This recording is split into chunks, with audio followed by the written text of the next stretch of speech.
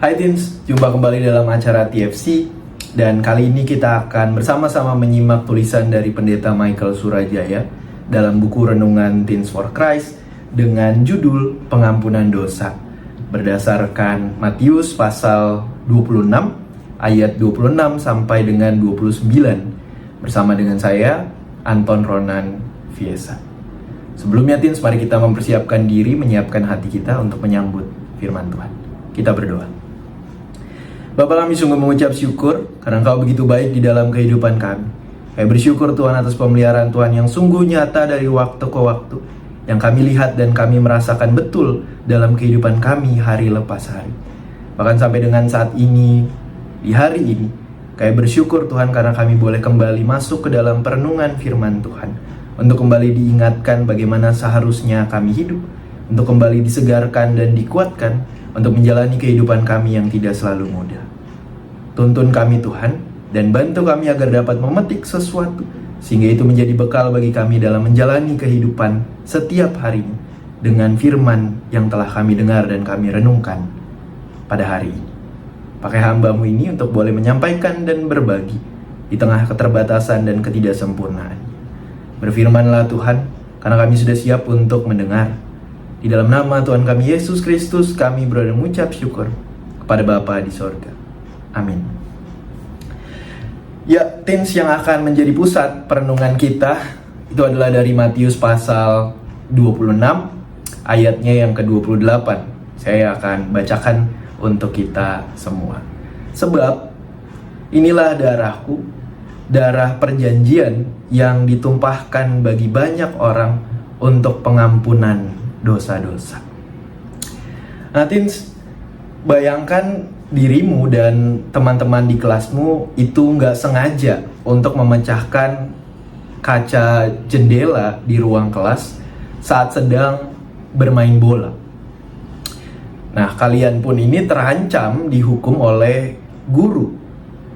Sebagai ketua kelas dan sahabat yang baik, Jimmy dengan sengaja menanggung hukuman tadi demi menyelamatkan kamu dan juga teman-temanmu itu. Jadi meskipun Jimmy ini tidak bersalah, ia bersedia berdiri di depan kelas untuk menerima konsekuensi yang seharusnya bukan miliknya. Tindakan ini tentu tidak mudah. Dibutuhkan kasih yang besar untuk rela berkorban demi orang lain. Saat melihat pengorbanan seperti itu, hati kita tersentuh dan menyadari betapa berharganya kasih yang sejati. Teens, dalam perjamuan Tuhan Yesus dengan para muridnya, ia itu mengabarkan pengampunan dosa bagi banyak orang. Dan ia yang akan menanggung penderitaan dan mati di kayu salib. Yesus menyatakan bahwa darahnya itu akan ditumpahkan bagi banyak orang sebagai bagian dari rencana keselamatan Allah. Darahnya yang tercurah itu menjadi tanda bahwa harga dosa telah dibayar lunas. Inilah kabar sukacita yang sejati. Manusia yang seharusnya menerima hukuman justru menerima anugerah pengampunan. Pengorbanan dan darah yang ditumpahkan itu berbicara tentang harga yang harus dibayar untuk pengampunan dosa.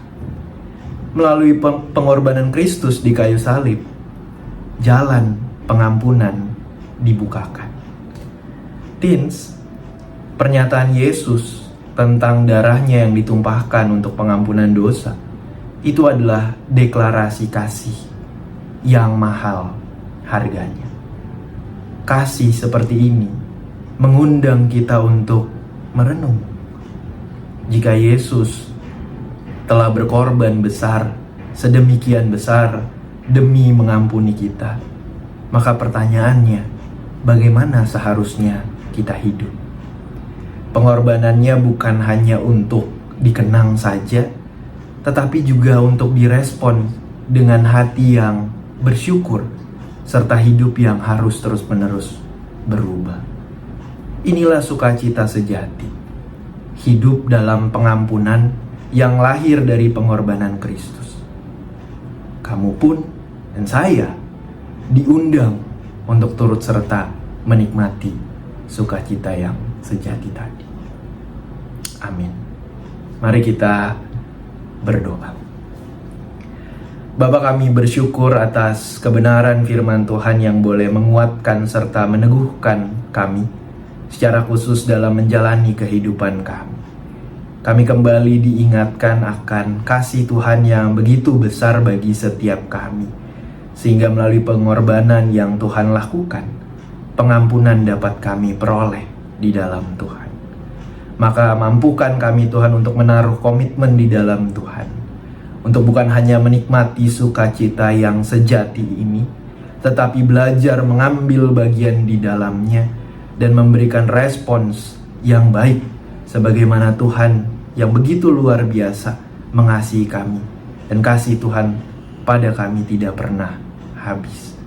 Mampukan kami Tuhan untuk dapat menunjukkan sikap hidup sebagaimana yang Tuhan inginkan kami tunjukkan. Mampukan kami Tuhan juga untuk meneruskan kasih yang begitu besar itu di dalam dan melalui kehidupan kami, sehingga setiap orang yang berjumpa dengan kami boleh berjumpa dengan Tuhan. Kami siap Tuhan untuk meneruskan kehidupan. Kami siap untuk melanjutkan hari ini bersama-sama dengan Tuhan.